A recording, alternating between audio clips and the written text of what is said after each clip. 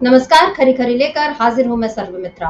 हरियाणा चुनाव में बीजेपी को जीत तो मिल गई, लेकिन ऐसा लग रहा है कि इस जीत को लेकर जो उम्मीदें और जो सपने मोदी जी ने सोचे होंगे, बुने होंगे, उन वो कामयाब नहीं हो रहे हैं। क्योंकि हरियाणा में जीत के बाद मोदी ने पहली कोशिश यही की कि किसी तरह कांग्रेस को नाकारा साबित करें और दूसरी ओर इंडिया गठबंधन में दरार डालने की कोशिश करें। और इसके लिए बाकायदा उन्होंने ये बयान भी दिया, कांग्रेस को परजीवी पार्टी बताया, उसके सहयोगी दलों को आगाह किया कि आप संभल जाइए, क्योंकि कांग्रेस आपका तो फायदा उठाएगी लेकिन इसके साथ ही आपको खत्म कर देगी। और उसके बाद मैंने 8 तारीख को जो नतीजे आए हैं और उसके बाद आज तक 2-3 खबरें इस तरह की आई जिनसे ये लगा कि कहीं ना कहीं इंडिया ब्लॉक में दरार भी पड़ रही है। क्योंकि कल खबर आई थी पहले कि अखिलेश यादव ने यूपी के उपचुनाव में पहले से अपने 6 प्रत्याशियों की घोषणा कर दी है। उसके बाद संजय राउत का जो बयान आया जिसमें उन्होंने कांग्रेस के भीतर जो कलह चली है हरियाणा में उसकी ओर उन्होंने पॉइंट आउट किया। उसके अलावा आम आदमी पार्टी का जो बयान आया जिसमें उन्होंने कांग्रेस के अहंकार को उसकी हार का जिम्मेदार ठहराया। तो इस तरह के जो बयान आ रहे थे उनसे फिर ये जो कहना चाहिए सरकार समर्थक मीडिया और बीजेपी, इनको ये मौका मिल गया कि किसी तरह इंडिया गठबंधन में दरार डालने का ये जो प्रयास है इसको और तेज कर दिया जाए। लेकिन चीजें इतने आसानी से नहीं बदल सकती हैं, क्योंकि मोदी की रणनीति यहाँ फेल होती हुई दिखाई दे रही है। कल ही हेमंत सोरेन और कल्पना सोरेन ने जिस तरह राहुल गांधी और मल्लिकार्जुन खड़गे से मुलाकात की, उसके बाद आज अखिलेश यादव का बयान आ गया कि हम साथ में ही मिलकर चुनाव लड़ेंगे और उधर महाराष्ट्र से भी साथ में लड़ने की खबरें हैं। ये सारी बातें जो सामने आ रही हैं इनसे पता चल रहा है कि इंडिया गठबंधन अब और मजबूत हो रहा है। और ये स्क्रीन पर आप अभी जो आपने एक छोटी सी झलक देखी, ये देखिए जो राहुल गांधी ये खड़गे जी के आवास पर है। आज ये वीडियो बड़ा चल रहा है सोशल मीडिया पर, क्योंकि यहाँ पर ये जो 2-3 छोटे बच्चे दिखाई दे रहे हैं खड़गे जी के आवास पर, उनके जो सहायक हैं उनके बच्चे हैं ये, और वो खेल रहे हैं और राहुल गांधी इस खेल में उनके साथ बड़े मजे से लगे हुए हैं, उनको आंख में चोली खिला रहे हैं। तो ये देखकर कहा जा सकता है कि ठीक है, हरियाणा में हार हुई है, बीजेपी को इसकी बहुत खुशी मिली है कि कांग्रेस हार गई।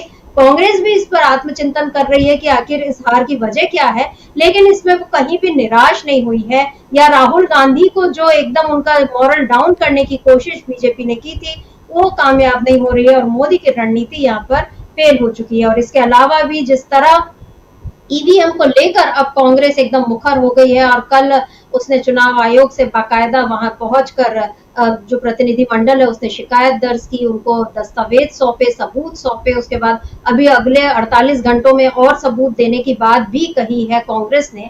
तो ये सारी प्रोसेस एक तरफ चल रही है जिसके कारण बीजेपी की ये जो जीत है ये एकदम ऐसा नहीं लग रहा कि मोदी लहर की जीत है, बल्कि इसमें कहीं ना कहीं धांधली की आशंकाएं लग रही हैं। और जब बीजेपी इस तरह संदेह के बादल में घिरी हुई है तो जाहिर है इसका असर हरियाणा के बाद माफ कीजिए महाराष्ट्र और झारखंड चुनाव में भी पड़ सकता है। तो मोदी ने जो भी कुछ सोचा होगा, जो भी कुछ उनकी रणनीति होगी, वो अब यहाँ पर मतलब नाकाम होती हुई दिख रही है, कामयाब नहीं हो रही है। और किस तरह मोदी की रणनीति फेल होने के साथ ही एनडीए में अब दरार पड़ने की खबरें भी आ रही हैं। क्या कुछ हो रहा है एनडीए के भीतर, इस पर आज हम चर्चा करेंगे। हमारे साथ जुड़े हुए हैं अमलेंदु उपाध्याय जी। अमलेंदु जी नमस्कार, स्वागत इस कार्यक्रम में। अमलेंदु जी, एक तरफ ईवीएम को लेकर कांग्रेस जो संदेह खड़े कर रही है, जो सवाल उठा रही है, उसमें बीजेपी जो है घिर रही है, चुनाव आयोग तो घिर ही रहा है। ठीक है, ये कहा गया है कि हम बाकायदा सारे सवालों का जवाब देंगे, लिखित में देंगे, लेकिन जहां पर बातें लिखित में हो जाती हैं वहां पर वो एक समझ लीजिए दस्तावेज इस तरह से तैयार हो जाता है कि आने वाले वक्त में उनकी पड़ताल की जाए। तो चुनाव आयोग को यहाँ बहुत संभल कर और अपनी पूरी जिम्मेदारी के साथ काम करना होगा। एक बात तो ये है, और दूसरी बात, इंडिया गठबंधन को जो कमजोर करने की कोशिश मोदी ने की, बीजेपी ने की, लोकसभा चुनाव के समय से पहले से ये कोशिश चल रही थी। और मोदी जानते हैं कि लोकसभा चुनाव में जो बीजेपी की हालत हुई वो इंडिया गठबंधन के कारण ही हुई, उसकी एकजुटता के कारण हुई। बहुत कोशिशें तब भी हुई थी कि इसको तोड़ा जाए, लेकिन वो कामयाब नहीं हुए। अब हरियाणा चुनाव के बाद उन्हें लगा कि एक मौका और मिल गया है। लेकिन यहाँ पर हम जो देख रहे हैं, कल हेमंत सोरेन जिस तरह से मिले, उसके बाद आज अखिलेश यादव से भी, आज मुलायम सिंह जी की पुण्यतिथि है और इस मौके पर वो इटावा में थे और वहां पर भी उनसे ये सवाल किया गया कि भाई आपने पहले ही 6 प्रत्याशी घोषित कर दिए, जबकि कांग्रेस भी 5 मांग रही थी, 10 सीटों पर होने हैं, तो क्या आप लोगों का गठबंधन नहीं रहेगा? तो अखिलेश यादव ने साफ कहा कि ये कोई मौका नहीं है ये सारी बातें करने का, लेकिन फिर भी मैं साफ कर दे रहा हूँ कि हम साथ में मिलकर चुनाव लड़ रहे हैं। अब कांग्रेस और सपा के जो बाकी नेता हैं वो आपस में ये बयानबाजी करते रहते हैं, एक दूसरे को बोलते रहते हैं, वो अलग बात है। लेकिन जो शीर्ष नेता हैं, क्योंकि हमने तो संसद की पहली सीट से देखा है कि कैसे राहुल गांधी, अखिलेश यादव साथ में बैठते हैं, एक दूसरे को सपोर्ट करते हैं। तो आपको क्या लगता है हरियाणा चुनाव के बाद ये जो कोशिश की गई कांग्रेस के बहाने इंडिया गठबंधन को तोड़ने की, क्या मोदी की ये रणनीति फेल नहीं हो गई है, और क्या कारण देखते हैं आप इसके पीछे? देखिए समित्रा जी, एक तो बीजेपी की हर संभव कोशिश रहेगी कि इंडिया गठबंधन में टूट पड़े, और ये लोकसभा चुनाव के दौरान भी थी और लोकसभा चुनाव के बाद तो और ज़्यादा बढ़ गई। हरियाणा चुनाव के परिणाम जिस तरीके से आया, वो कैसे परिणाम है, जो परिणाम आए फिलहाल तो उन्हें स्वीकार करना होगा। मतलब कांग्रेस भले ही उसको स्वीकार नहीं कर रही है, लेकिन स्वीकार नहीं भी कर रही है तो आपके पास रास्ता क्या है? सरकार तो बन ही जाएगी, चूँकि वो एक कानूनी प्रक्रिया और संवैधानिक प्रक्रिया वो पूरी हो गई। और उसमें घपला हुआ, आप उसके खिलाफ जा रहे हैं, आप कर रहे हैं, ठीक है, आप उसे स्वीकार मत कीजिए, आप अपने रास्ते अपनाएंगे, उसके खिलाफ प्रत्यावेदन देंगे, चुनाव आयोग को देंगे, आप सुप्रीम कोर्ट जाएंगे, वो सारी एक लंबी प्रक्रिया, वो सब चलेगी। फिलहाल तो उनकी सरकार बन गई और वो नैरेटिव बनाने की कोशिश कर रहे हैं। यहाँ असली बात समिता जी ये है कि क्या बीजेपी जो नैरेटिव बनाने की कोशिश कर रही है, क्या इंडिया गठबंधन के दल जो हैं वो उस नैरेटिव में फंस रहे हैं कि नहीं फंस रहे हैं? हालांकि कल एक बार को लगा था कि शायद इंडिया गठबंधन के दल उस नैरेटिव में फंस रहे हैं, लेकिन शाम होते होते ये साफ समझ में आया कि वो कोई उसमें नहीं फंस रहा है, बल्कि बीजेपी को ही सब फांस रहे हैं। यानी एक अगर केवल आम आदमी पार्टी को छोड़ दिया जाए, उसके अलावा जितने भी राजनीतिक दल जो बातें कर रहे थे, चाहे वो महाराष्ट्र के दल हों, चाहे वो कहीं के भी दल हों, वो सब ये बातें तो कर रहे थे कि कांग्रेस को अपनी अंदरूनी कमजोरियों को देखना चाहिए। लेकिन किसी ने ये नहीं कहा कि साहब ये जीत जो है बीजेपी की, ये सही तरीके से हुई है और इसमें मशीनों का कोई रोल नहीं है, ये किसी ने नहीं कहा। तो कांग्रेस की अपनी कमजोरियां, वो कांग्रेस उसको देखेगी अपनी कमजोरियां। आम आदमी पार्टी अपनी कमजोरियां देखेगी कि क्यों उसे 1.7% मत ही मिला। अरविंद केजरीवाल ने वहाँ जाके खुद को बताया कि मैं वहाँ का बेटा हूँ, हरियाणा का, उसके बाद भी कम मत मिले। वो देखेगी अपनी कमजोरियाँ। कांग्रेस अपनी कमजोरियाँ देखेगी कि भाई क्यों 37 सीटों पर रह गए और किस तरीके से रह गए। वो कमजोरियाँ अपनी जगह हैं, लेकिन जो मुँह से एक तरीके से कहा जाए जनादेश छीन लिया गया, तो इस पर किसी ने नहीं कहा कि साहब ये बीजेपी सही तरीके से जीत कर आई है, पहली चीज़। दूसरी बात ये कि कल अखिलेश यादव ने जो अपनी लिस्ट जारी की थी 6 कैंडिडेट्स की, वो सारे वो सीटें हैं जहां से उनके विधायक सांसद बन गए, पहली बात। दूसरा, उन्होंने पहले ही कह दिया था कि हम नवरात्र जो हैं उसमें अपनी लिस्ट जारी करेंगे, तो नवरात्र में उन्होंने अपनी लिस्ट जारी कर दी। पूरे दिन भर कल जो था इस मीडिया ने ये चलाया, और आज सुबह तक चलाया, जब तक अखिलेश यादव का ये बयान नहीं आ गया कि भाई कांग्रेस की उधर हार हुई हरियाणा में, और उसका इफेक्ट जो था वो गठबंधन पर दिख गया, और अखिलेश यादव ने अपने 6 प्रत्याशी घोषित कर दी। भाई अगर हार का इफेक्ट दिखता तो 10 के 10 सीटें घोषित कर दी जाती। सिर्फ वही 6 सीटें घोषित क्यों की जहां उनके विधायक सांसद बन गए थे। यानी कि वो सीटें घोषित की गई जहां पे उनका क्लेम बनता है, चूंकि वो उनकी सिटिंग सीटें थी, वहाँ उन्होंने घोषित कर दी। जाहिर सी बात है कांग्रेस को भी उस पर कोई आपत्ति नहीं है। अब कांग्रेस ये तो नहीं कहेगी कि भाई जो आपकी सिटिंग सीट थी उस पर आप हमको लड़ा दीजिए, ये तो नहीं कहेगी। तो जाहिर सी बात है कि ये सीटें होनी थी, घोषित होनी थी, और बाकी जो 4 सीटें उस पर होगा फैसला कि 4 की 4 कांग्रेस को दी जाएंगी, या कितनी उसमें कांग्रेस लड़ेगी और कितनी लड़ेगी। ये उनके अपने अंदरूनी मसले हैं। और शाम होते ही जैसे हेमंत सोरेन मल्लिकार्जुन खड़गे के घर पहुंच गए मिलने के लिए, और राहुल गांधी भी वहाँ मौजूद थे, पहुँच गए मिलने के लिए। उसके बाद फिर ये लगा कि ये तो इंडिया गठबंधन एकजुट है, किसी में कोई असर नहीं हो रहा है। तो मीडिया के जरिए और भारतीय जनता पार्टी ने जो नैरेटिव बनाने की कोशिश की थी, वो पहले ही उसमें फेल होता हुआ नजर आया। और ये साफ आ गया, महाराष्ट्र की तरफ से भी तमाम राजनीतिक दलों की तरफ से आ गया, और उत्तर प्रदेश से भी आ गया कि, और झारखंड से भी आ गया कि हम मिलकर ही चुनाव लड़ेंगे, मिलकर हम लड़ रहे हैं। ये साफ तौर पर आ गया। सिर्फ आम आदमी पार्टी की प्रवक्ता जो प्रियंका कक्कड़ हैं, उन्होंने कहा कि हम दिल्ली में अलग चुनाव लड़ेंगे। तो ठीक है, वो अपनी एक रणनीति भी हो सकती है। पंजाब में भी अलग चुनाव लड़े थे, दिल्ली में भी अलग चुनाव लड़ सकते हैं, तो एक रणनीति हो सकती है कि कौन कहाँ अलग चुनाव लड़ेगा। लेकिन ये किसी ने नहीं कहा, आम आदमी पार्टी की तरफ से भी नहीं कहा गया कि हम इंडिया गठबंधन से अलग हो रहे हैं, ये किसी की तरफ से नहीं कहा गया। तो इंडिया गठबंधन एकजुट है और मजबूती के साथ वो चुनाव में जा रहा है, ये साफ तौर पर जाहिर हो गया। तो जो नैरेटिव बनाने की एक तरीके से कोशिश बीजेपी की तरफ से की जा रही थी, वो फेल होती हुई शर्मिष्ठा जी नजर आई। बिल्कुल, क्योंकि कल ही हेमंत सोरेन, कल्पना सोरेन जिस तरीके से मिले और ठीक है, हरियाणा की हार की समीक्षा तो कांग्रेस कर रही है और बाकी लोग भी इस पर जो राय देना चाह रहे हैं, जो सलाह देना चाह रहे हैं कांग्रेस को, वो दे रहे हैं। और कांग्रेस ने अभी तक तो ऐसा किसी का बयान नहीं आया है, किसी दल के नेता को उसने ये नहीं कहा कि आप हमें समझाइश मत दीजिए और हम अपनी हार खुद देख लेंगे। मतलब अगर कांग्रेस के किसी नेता का इस तरह का बयान आता, तब तो ये समझा जाता कि कांग्रेस अहंकारी है और वो किसी की नहीं सुनती। लेकिन यहाँ तो कांग्रेस ने भी ऐसा कुछ नहीं कहा और कल बाकायदा हेमंत सोरेन और कल्पना सोरेन जो मल्लिकार्जुन खड़गे राहुल गांधी से मिले और उसके बाद जिस तरह से उन लोगों ने चर्चा की, उससे समझ में आता है कि हरियाणा हो गया, जम्मू कश्मीर हो गया, अब जो आगे के चुनाव है अब उस पर हमको ध्यान देना है और उसके लिए क्या रणनीति बनानी है, इस पर वो बात कर रहे हैं। कल ये जो इन दोनों के बीच, दोनों दलों के बीच जो चर्चा हुई, उसमें ये बताया जा रहा है कि झारखंड में सीट शेयरिंग, उम्मीदवार चयन, साझा चुनाव प्रचार अभियान और इसके साथ साथ आरजेडी और वाम दलों के साथ मिलकर भी चुनाव, क्योंकि पहले जो थे ये भी माना जा रहा है कि तेजस्वी यादव, लालू यादव से भी चर्चा की जाएगी, क्योंकि आरजेडी के लिए इस बार 7 सीटें कांग्रेस और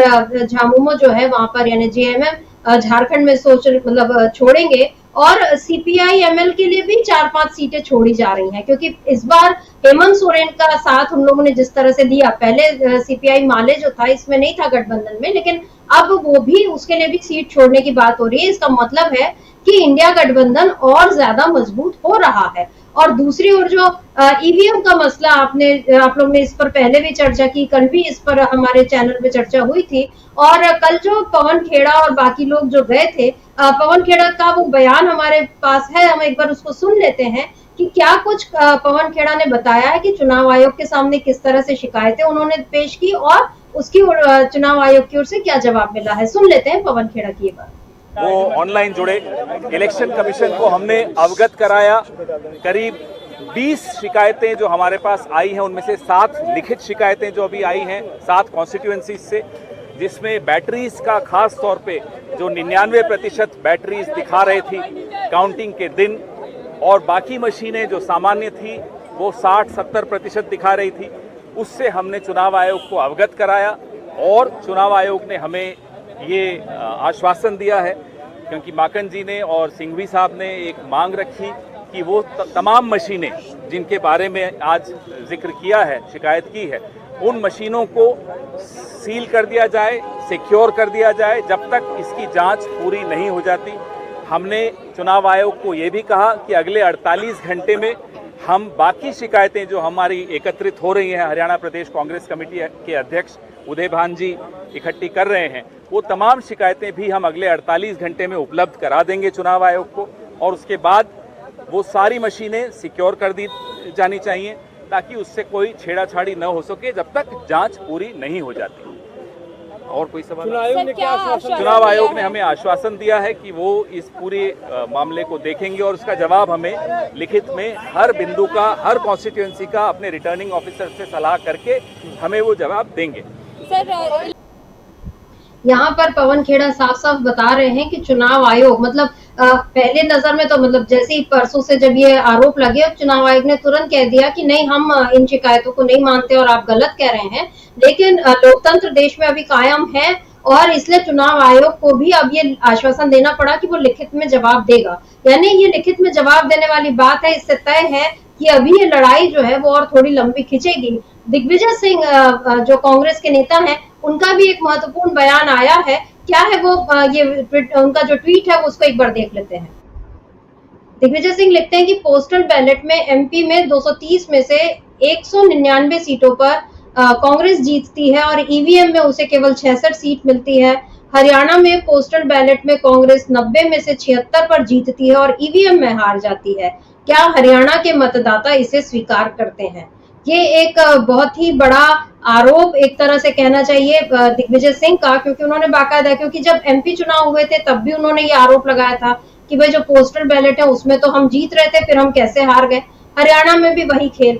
ये जो चीज बता रही है, अब इन सब लड़ाई का नतीजा क्या निकलेगा अमलिंदु जी, ये तो हम नहीं कह सकते। लेकिन ये जो मोदी ने सोचा था या बीजेपी ने जो अभी दावे किए कि अब कांग्रेस जो है वो पूरी खत्म हो जाएगी या बिखर रही है, इंडिया गठबंधन टूट रहा है और उसका मॉरल डाउन है और तमाम जो, लेकिन ऐसा तो लग नहीं रहा। अभी ये जो कांग्रेस नेताओं का हम जो जज्बा देख रहे हैं और वो जो लड़ने की एक क्षमता हम जो देख रहे हैं, उसको देख करके ऐसा नहीं लगता कि कांग्रेस अभी इस बात के लिए तैयार है कि उसको लोकतंत्र के लिए और लंबी लड़ाई लड़नी है और इतने आसानी से उसे जीत नहीं मिलेगी, तो भी वो डटे रहेगी मैदान में? क्या लगता है?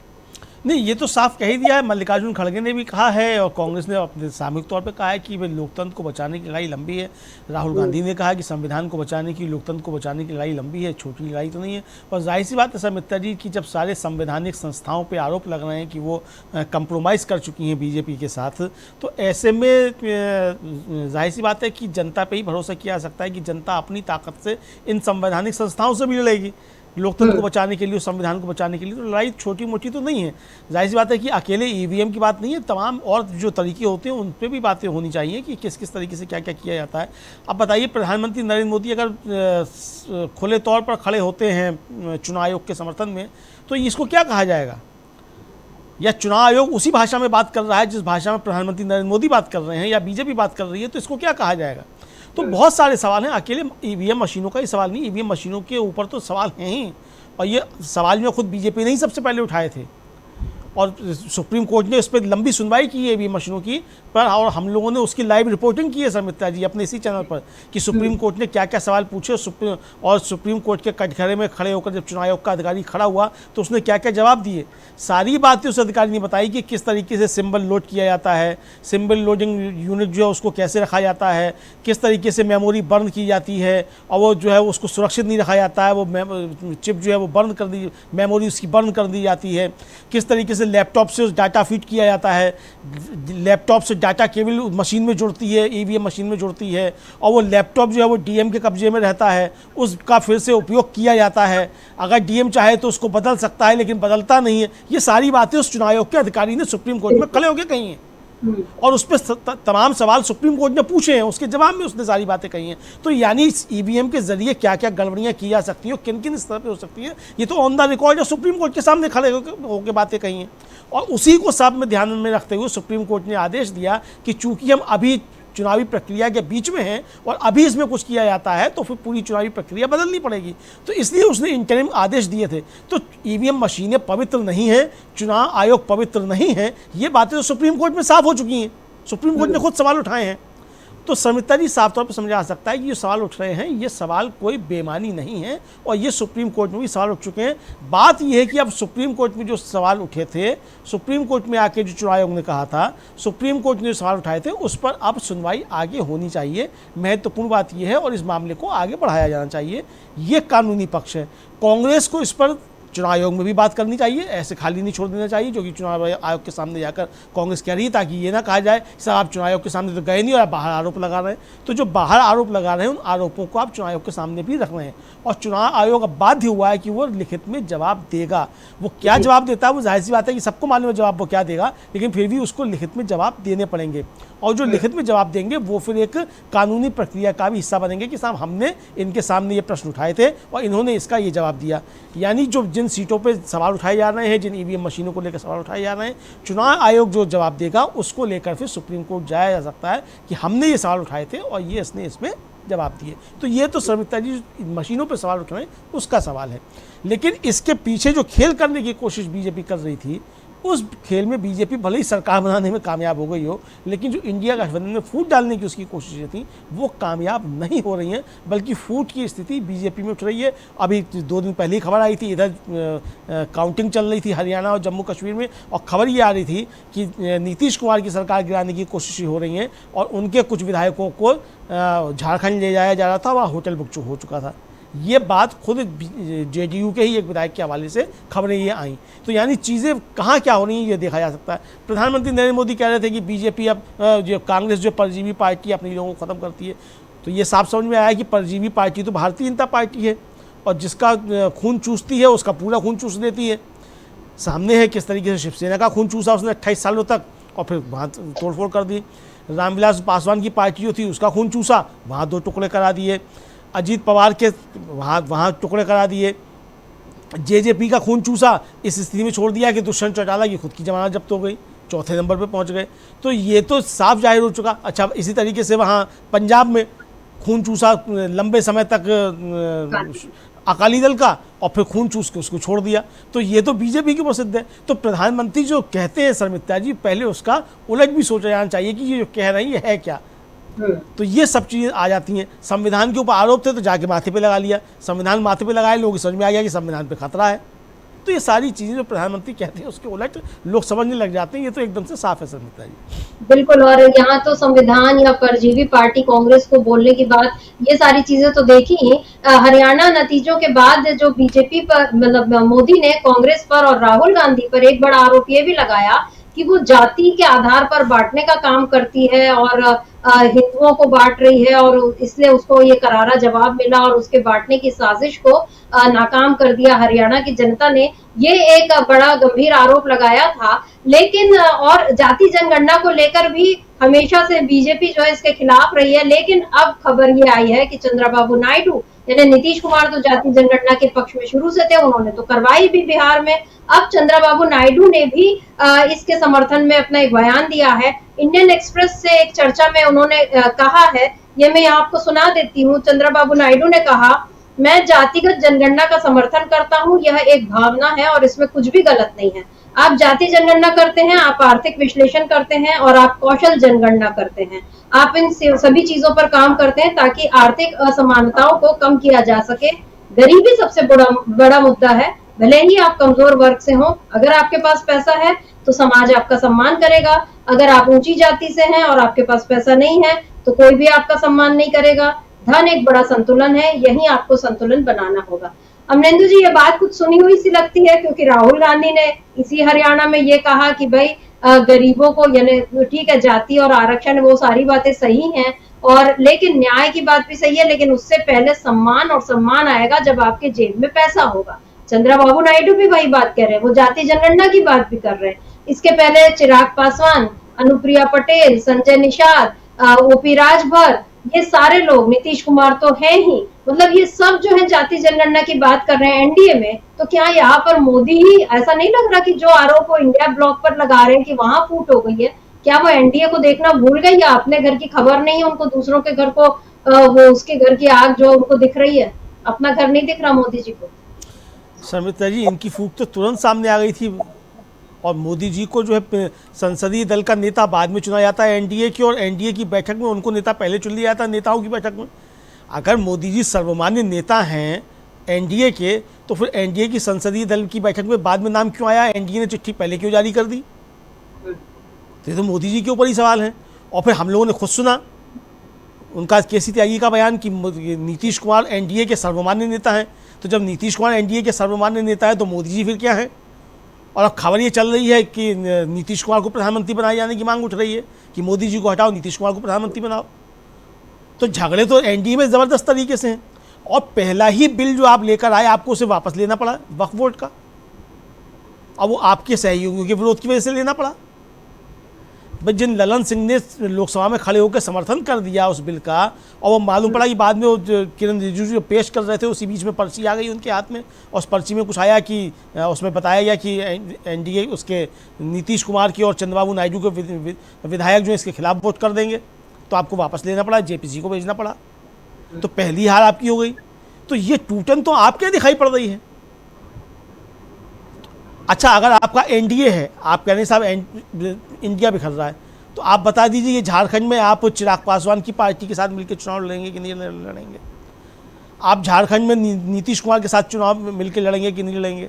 आप बता दीजिए कि झारखंड में आप जो एलजेपी है उनकी पारस की, पशुपति पारस की, आप उसके साथ मिलकर चुनाव लड़ेंगे कि नहीं लड़ेंगे? किसको कितनी सीटें देंगे? आपका बंटवारा हो गया क्या? बता दीजिए आप। भाई कांग्रेस ने तो कह दिया और हेमंत सोरेन ने भी कह दिया कि हम वहाँ मिलकर लड़ेंगे चुनाव। अभी तक उस गठबंधन में भाकपा माले शामिल नहीं थी, वो भी अब शामिल है वहाँ। तो यानी इंडिया गठबंधन तो एकजुट है, ये तो उसका सामने आ गया कि वो मिलकर चुनाव लड़ेंगे। महाराष्ट्र में सभी दलों ने कह दिया हम मिलकर चुनाव लड़ेंगे। हरियाणा के चुनाव के परिणाम की समीक्षा जो वो कांग्रेस करेगी, ये कह दिया उन्होंने, और उसका यहाँ कोई प्रभाव नहीं है, हम मिलकर चुनाव लड़ेंगे, बातें आ गई। लेकिन आपकी बात अभी तक सामने नहीं आ पाई है कि आप एकनाथ शिंदे को मुख्यमंत्री का चेहरा बनाकर महाराष्ट्र में चुनाव लेंगे कि नहीं लड़ेंगे। भाई जैसे आपने हरियाणा में कह दिया कि मुख्यमंत्री नायब सिंह सैनी है, हमारा चेहरा यही होंगे। बीजेपी ने कहा साफ तौर पे।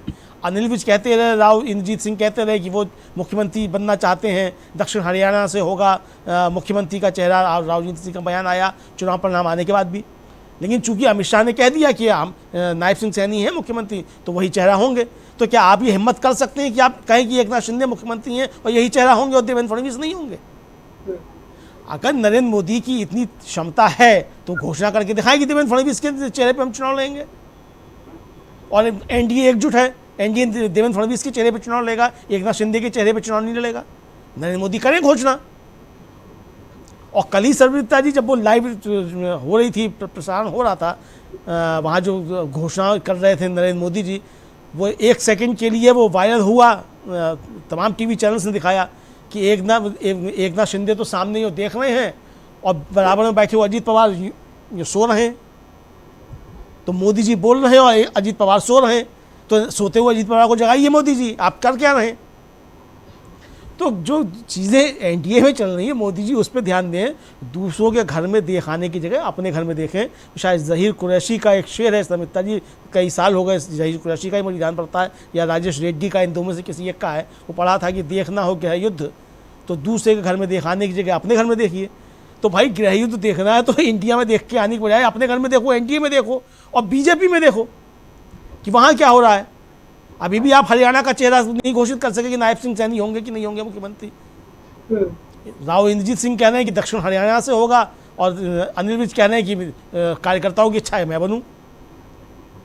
तो बताइए आप क्यों होंगे? तो अभी तक आपने क्यों नहीं घोषित कर दिया नायब सिंह सैनी को? तो जो अपने दिक्कतें पहले उनको सुलझाइए, दूसरों के घर में चुटकी मत लीजिए। दूसरे तो सही कर लेंगे, आप अपना घर में समेटिए ना और घोषणा कीजिए कि एकनाथ शिंदे नहीं, देवेंद्र फडणवीस के नेतृत्व में हम लड़ेंगे चुनाव, बीजेपी लड़ेगी। हिम्मत है तो कीजिए, दिखाइए हिम्मत। 56 इंच की छाती है, ये अपनी छाती दिखाइए 56 इंच की, लेकिन आप नहीं दिखा पा रहे हैं। तो कमजोरी आपकी है, दूसरों पर मत ढालिए, अपनी कमजोरियां पहले ठीक कीजिए।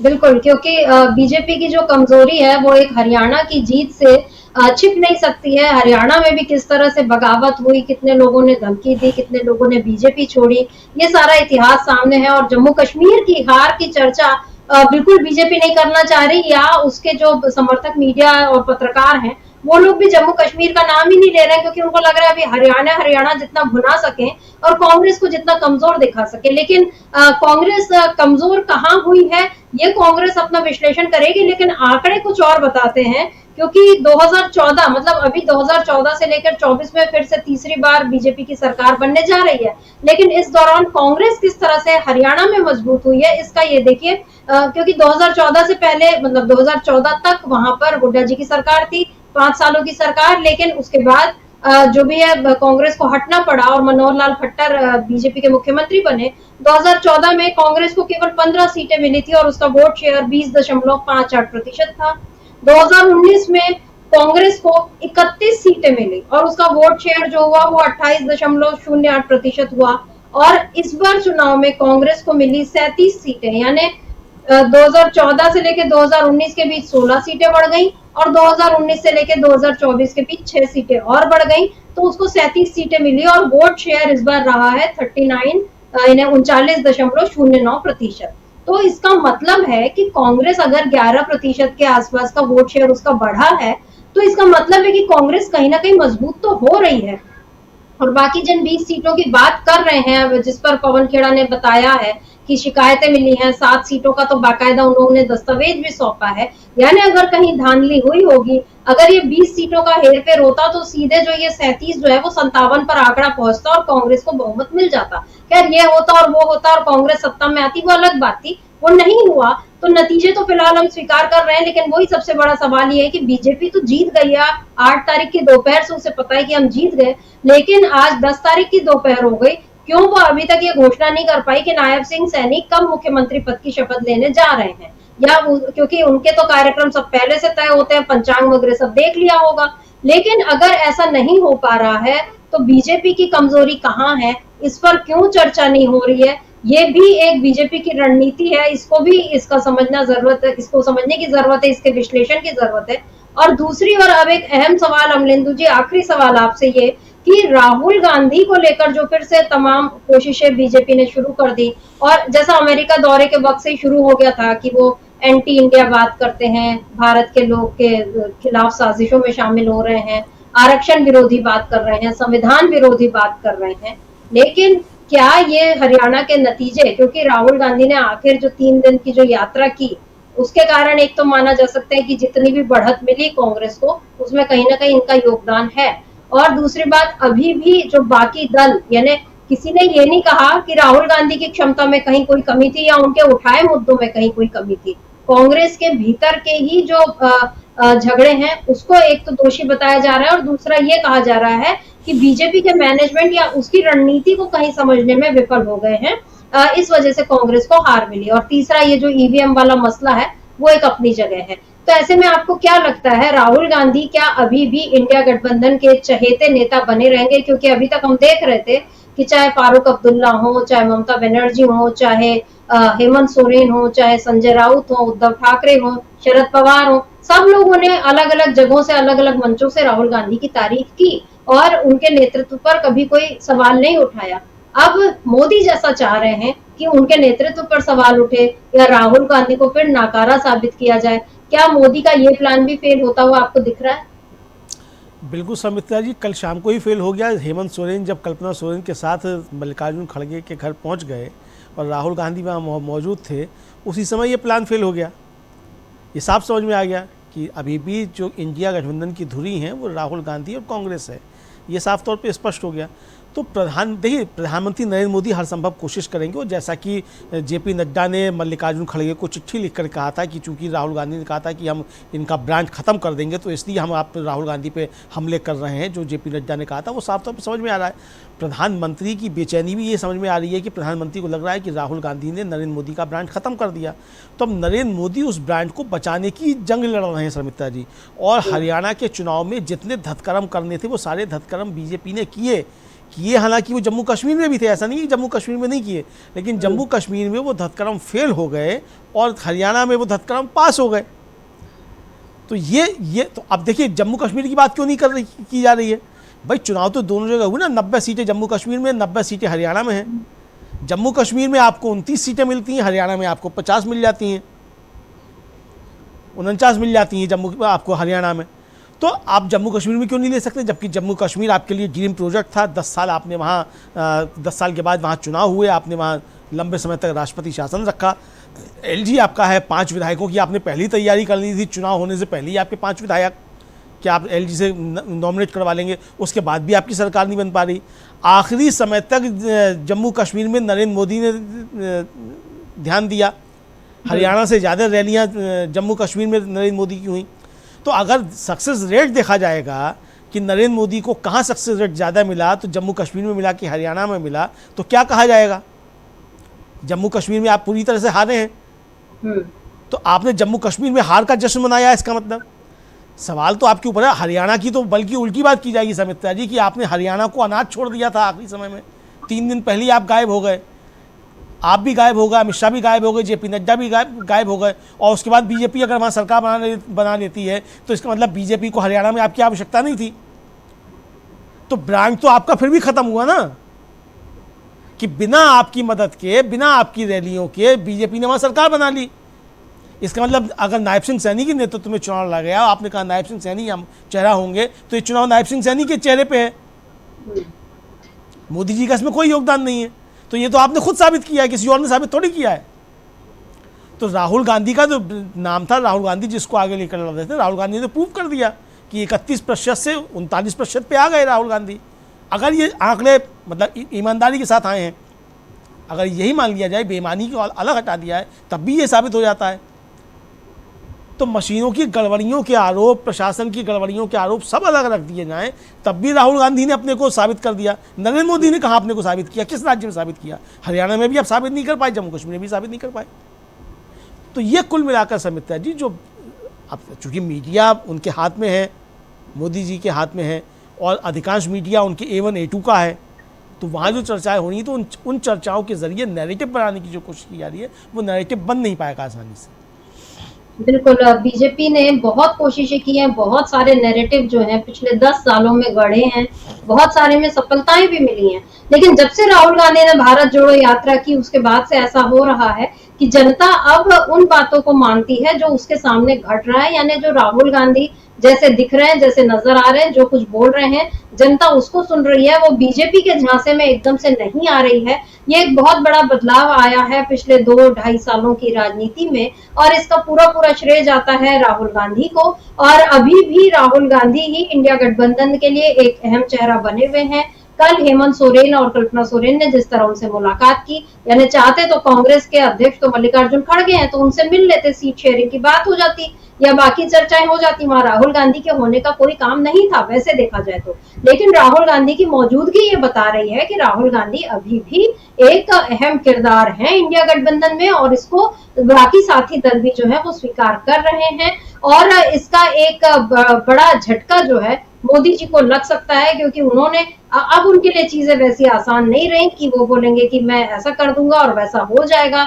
ये पहले हो चुका है लेकिन अब आगे नहीं होगा। कम से कम हरियाणा चुनाव के बाद से लेकर अभी जो 2-3 दिन में जो दिख रहा है उसमें तो यही समझ में आ रहा है कि मोदी जी की रणनीति फेल हो रही है, इंडिया गठबंधन को तोड़ने की उनकी कोशिशें नाकाम हो रही हैं, बल्कि इंडिया गठबंधन और अधिक मजबूती के साथ अब बीजेपी का मुकाबला करने के लिए तैयार हो रहा है, क्योंकि उसने देखा है कि हरियाणा चुनाव में कांग्रेस ने कैसे जीती हुई बाजी हार दी है। तो अब वो बाकी दल संभल गए हैं कि चाहे यूपी के उपचुनाव हैं, चाहे झारखंड के चुनाव होंगे, चाहे महाराष्ट्र के चुनाव होंगे या आगे दिल्ली और बिहार के, अब ये जो बाकी दल हैं इंडिया गठबंधन के वो सावधान हो चुके हैं कि उनके हाथ से ऐसा न हो कि जीती हुई बाजी निकल जाए। तो अमलेंदु जी, आज इस चर्चा को हम यहीं रोकते हैं। आपका बहुत बहुत शुक्रिया और शुक्रिया आप तमाम दर्शकों का जो आप हमारे साथ जुड़े और आपने इस चर्चा को ध्यान से सुना। आगे भी आप बने रहिए डीबी लाइव के साथ और देखते रहिए डीबी लाइव। नमस्कार।